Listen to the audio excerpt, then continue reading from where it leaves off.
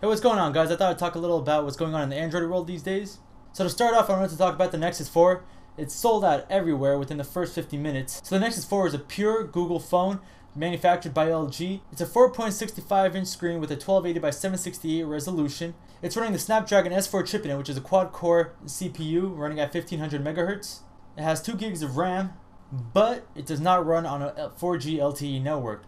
It runs on a HSDPA Plus network, which is sort of 4G. You just don't get those really high speeds that you would with the LTE device. Now it comes in two flavors, 8GB and 16GB, and you purchase it directly from Google. Now what I like about this phone is that it's purely Google. It is a stock Android. It's not that TouchWiz that's usually over Samsung devices. It has no sugarcoating on it. Now another big announcement was the HTC Droid DNA. Now what's cool about this phone is it's a 5-inch phone, which is nothing new these days. But it's a 1920 by 1080 resolution, which is actually amazing for a phone of that size. It's the first, I want to say, mainstream pure HD 1080p phone.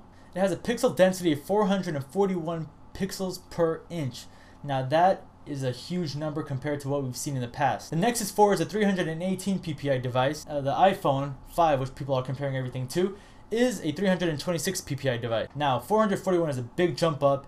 It's a huge resolution for a small device, and it's supposed to be competing with the Samsung Note 2 because they're both phablets and it would only make sense. HTC DNA comes with Snapdragon S4 Pro chip, the same exact one that the Nexus 4 is using at the same speed, 1500 megahertz. It also comes with 2 gigs of RAM, and it only comes in one variety, 16GB.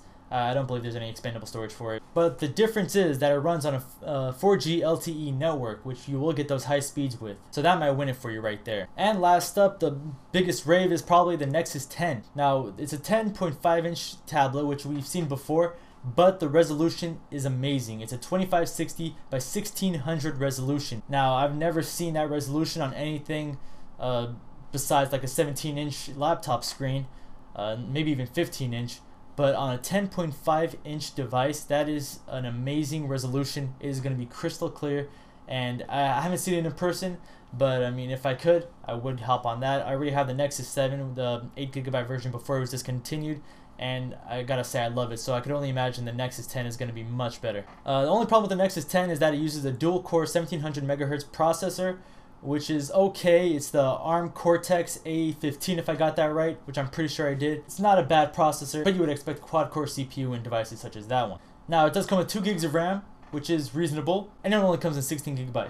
Now, what's really bothered me is that the Nexus 4 is sold out, and it's not going to be coming back for another, I want to say, 3 to 4 weeks before we could even pre-order it again. I don't even know what's going to happen to that. There's not too many speculations about it. But I am looking forward to getting my hands on this eventually. A lot of people have already gotten theirs from the first pre-order, so maybe we'll see what happens with that in the coming weeks. The Nexus 10 is in stock if you are looking for a new tablet, and it's reasonably priced, unlike any other tablet, for that performance you're going to get from it.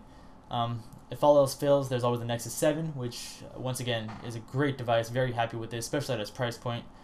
And I guess the DNA, we're going to see what happens to that. It's going to be released November 21st, so I'm going to keep an eye out for that, get some more information when I can, and I'll see if I can report it back. But yeah, there you go, guys, a little update videos to see what's happening in the Android world. Thanks for watching, and I'll see you guys later.